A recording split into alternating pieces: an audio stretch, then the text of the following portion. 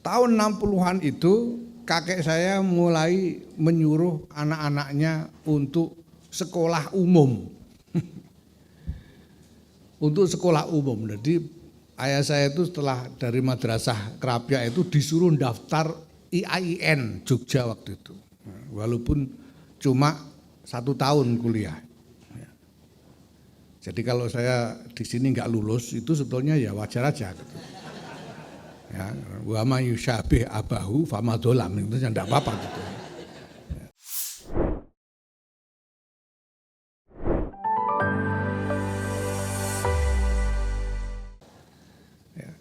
Nah, baru belakangan ketika hubungan antara Nusantara dengan Timur Tengah semakin lancar, khususnya setelah dibukanya terusan Suez, ya, baru kemudian aspek-aspek akademis ini diserap dari sumber-sumbernya di Timur Tengah sana untuk dibawa ke Nusantara.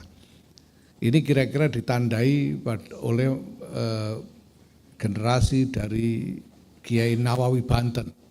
Walaupun Kiai Nawawi Banten sendiri akhirnya tidak kembali ke Nusantara dan menetap di Hijaz, di Makkah, tetapi teman-teman segenerasinya atau murid-muridnya banyak yang kemudian kembali ke Nusantara dan di sini mengembangkan wacana dan pengajaran tentang pengetahuan-pengetahuan agama yang lebih bersifat akademis. Mulai diajarkan kitab-kitab dalam berbagai bidang ilmu, apakah itu fikih ya, atau syariat, nahwu shorof dan lain sebagainya. Dan ini terus berkembang menjadi salah satu ciri utama dari pesantren. Nah, jadi pesantren yang pada mulanya adalah bagian dari konstruksi sosial budaya masyarakat, yaitu masyarakat-masyarakat komunal di Nusantara yang kemudian menyerap para pendakwah Islam ke dalam kepemimpinan di tengah komunitas-komunitas itu.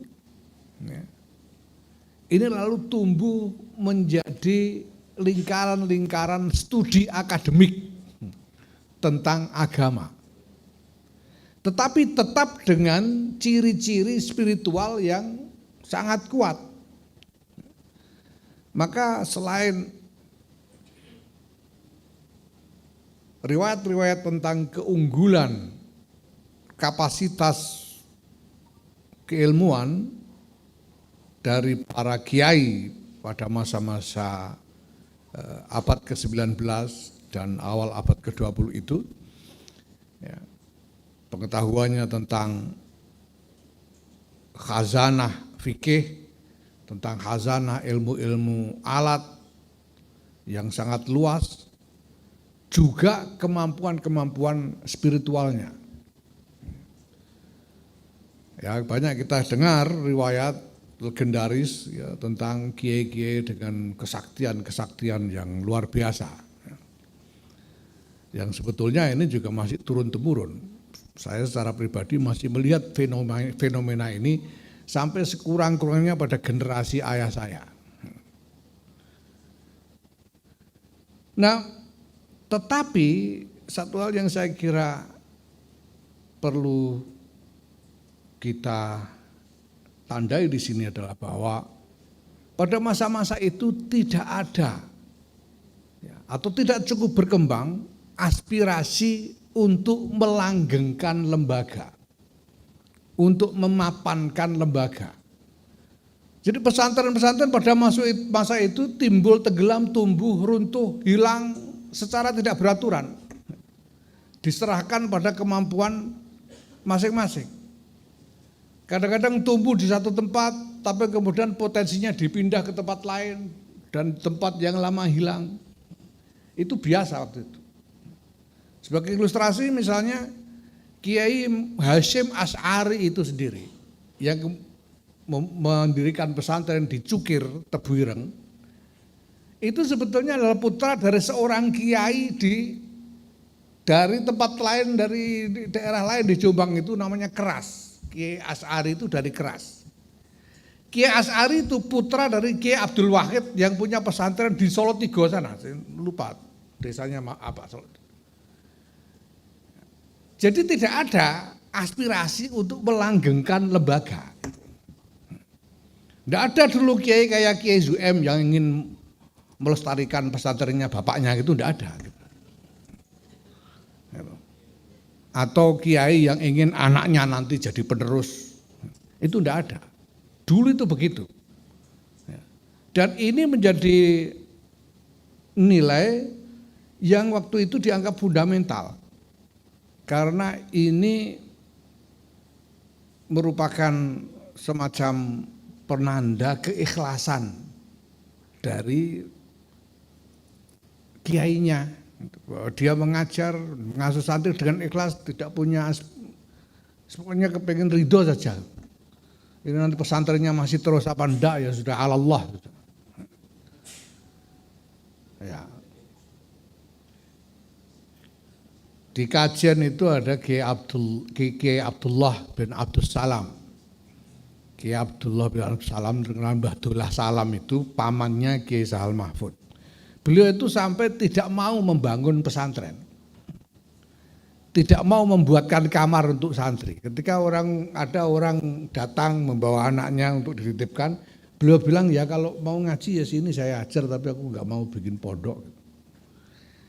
Kalau mau mukim di sini ya silakan cari tempat sendiri. Sehingga akhirnya orang-orang ini iuran untuk beli tanah sendiri di dekat rumahnya Mbah Dullah Salam itu, lalu dibangunkan kamar sendiri untuk anak-anak mereka. Sehingga yang sekarang menjadi pesantren itu sebetulnya adalah milik hasil iuran dari wali-wali santri yang ingin menitipkan anaknya. Nah suatu ketika, dan Mbah Dullah Salam itu tidak pernah mau ngurus pesantrennya itu, pondokan itu tidak pernah mau diurus. Dia cuma tinggal di rumah, dekatnya ada surau, langgar, dan beliau mengajar di surau itu. Abdullah Salam. Nah suatu ketika putra beliau Kiai Nafi, Allah yarham, mungkin karena prihatin melihat keadaan. Nah karena berkali-kali mengusulkan dan tidak pernah diterima, usul untuk melakukan perbaikan infrastruktur itu tidak diterima, akhirnya ngelimpe. Saya tidak tahu bahasa Indonesia yang ngelimpe itu apa. Kiai Abdullah Salam sedang pergi haji dan lalu Kiai Nafi ini diam-diam membangun kamar-kamar untuk santri, memperbaiki langgarnya sehingga jadi langgar yang lebih baik. Ya. Dalam waktu hanya 2-3 bulan selesai. Dan ketika Kiai Abdullah Salam pulang dari haji itu sudah selesai semua. Sehingga kaget Abdullah Salam, loh ini apa ini? Ya kata Kiai Nafi, ya ini saya perbaiki supaya anak-anak ini lebih nyaman tinggalnya. Yo langgarku mana katanya. Ini langgarnya juga sudah diperbaiki jadi begini. Kata Abdullah Salam, ya kamu yang bikinnya silakan kamu pakai sendiri sana, aku gak mau. Dan sejak itu Abdullah Salam tidak mau ngajar di langgar, ngajar di rumah beliau sendiri. Jadi ini seperti tekad keikhlasan yang diwujudkan dalam penolakan untuk berpikir tentang kelangsungan, tentang sustainability. Kakek saya itu dulu punya meja di langgar tempat ngajar ngaji itu besar, dan di situ ditaruh semua kitab yang diajarkan seharian itu ditaruh di atas meja itu. Ada mungkin sekitar 20-25 kitab yang diajarkan sehari. Dan beliau bilang di tengah-tengah mengajar, ini kitab banyak begini ini. Kalau anakku nanti bisa ngajar ya biar dipakai ngajar, kalau enggak ya biar dijual, katanya bilang gitu. Dan tidak pernah diurus. Paman saya, ayah saya, paman-paman saya itu bilang dulu tidak pernah diurus, aku tidak pernah disuruh ngaji itu enggak pernah gitu. Disuruh belajar itu enggak pernah, dibiarkan aja kan. Lah kalau lalu bisa ngaji ya wallahu a'lam gitu aja Saudara. Jadi tidak ada aspirasi tentang sustainability. Itu enggak ada. Bahkan dianggap tabu. Menyiapkan anak untuk meneruskan itu dianggap menodai keikhlasan di dalam berkhidmah oleh para kiai-kiai di masa itu. Banyak pesantren dari kiai besar yang kemudian hilang. Kiai Dahlan, pendiri Pondok Pesantren Lirboyo itu punya putra namanya Kiai Marzuki dan satu lagi namanya Kiai Ihsan. Yang tinggal di Lirboyo ini Kiai Marzuki, yang kemudian terus sampai sekarang. Tapi Kiai Ihsan yang melahirkan karya luar biasa besar dan sangat terkenal, Kiai Ihsan bin Dahlan ini dari Jampes Kediri sana. Ini yang menulis kitab Sirajut Talibin, syarah terhadap Minhajul Abidin, dan terkenal sampai menjadi salah satu referensi utama di perkuliahan di berbagai perguruan tinggi di Timur Tengah. Tapi Kiai Ihsan ini tidak ada yang teruskan, ya tidak ada sekarang pesantrennya. Kiai Ihsan tidak ada yang meneruskan. Dekat dari situ ada Kiai Ma'ruf Kedunglo, itu juga kiai besar pada masanya. Tidak ada yang meneruskan. Banyak seperti itu. Jadi dulu itu tidak ada aspirasi tentang sustainability. Nah kalau dari situ lalu lompat ke sini ya pusing sampean gitu. Nggak mau sustainable kok suruh jadi pilar itu gimana gitu. Ini harus kita pahami. Nah aspirasi tentang sustainability ini agak mungkin perlu dibedah lebih dalam. Saya menduga aspirasi tentang sustainability itu muncul gara-gara didirikannya Jam'iyah Nahdlatul Ulama.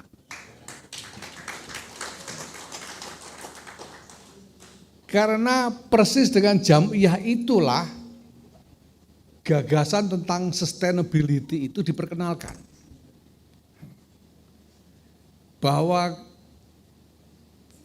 para ulama itu semestinya memiliki visi jangka panjang, cita-cita yang jauh ke depan, dan untuk itu diperlukan satu model dan kendaraan perjuangan yang sustainable. Maka didirikanlah organisasi namanya Jam'iyah Nahdlatul Ulama. Sehingga kiai-kiai ini mulai mengenal gagasan tentang kelangsungan.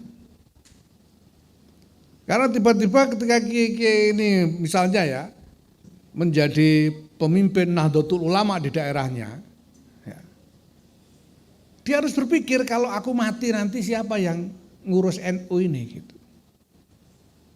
Sebelum itu kan nggak dipikir. Kalau aku mati nanti santriku yang di sana bisa meneruskan ngajar. Sekarang di tempat dia sendiri itu ada kepentingan untuk meneruskan ketersediaan kepemimpinan. Paling tidak bagi Jam'iyah Nahdlatul Ulama. Dari situ saya kira mulai muncul. Sehingga kiai-kiai mulai serius nyuruh anak-anaknya ngaji itu mulai dari situ. Ini ya sekitar sesudah kemerdekaan lah. Ini dimulai.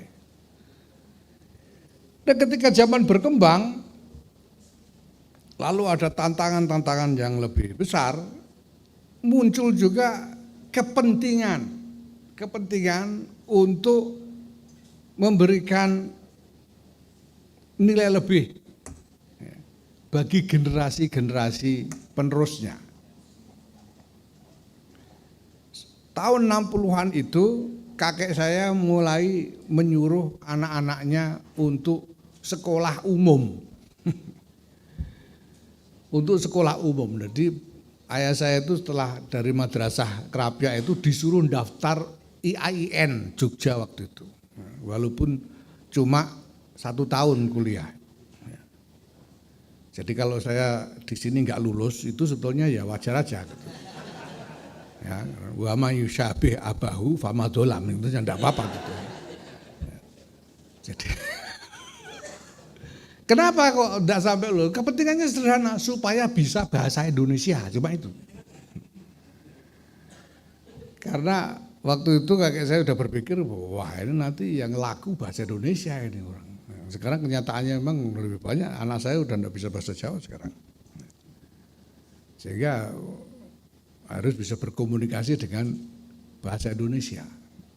Nah yang lain-lain berkembang lebih canggih sehingga misalnya Ki As'ad Umar ya, itu lalu perlu mengarahkan anaknya belajar ilmu pemerintahan divisi Psikologi M. Hasilnya Yesus M. Wijaya. Anaknya yang lain suruh belajar kedokteran.